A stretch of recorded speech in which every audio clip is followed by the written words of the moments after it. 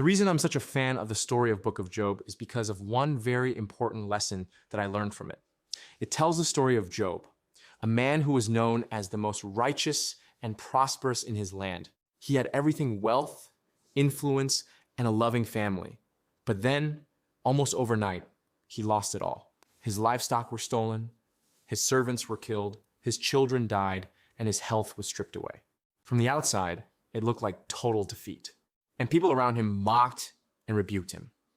His friends insisted that he must have done something wrong, that surely no one could suffer that much without deserving it. Even his own wife urged him to abandon his faith. To them, Job looked like a fool, someone who had lost everything and gained nothing. But what they couldn't see was the bigger picture.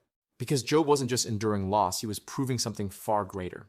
He remained faithful, refusing to curse God even when he didn't understand his suffering.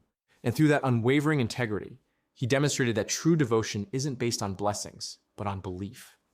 His story became one of the most powerful testimonies of faith in history. And in the end, he was restored. Not only was his fortune returned, but it was multiplied.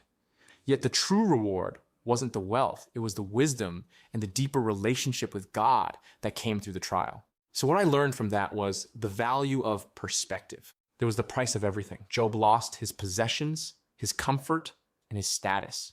But everything he endured beyond that served one purpose: to prove the authenticity of his faith and to create a story that would inspire generations. What looked like defeat was actually leverage for something eternal. And so it shifted my thinking from I have to win every battle, which happens all the time in life, to taking a step back and looking at the bigger picture, battles versus wars. Like Job, I've learned that I'm willing to lose battles to win wars.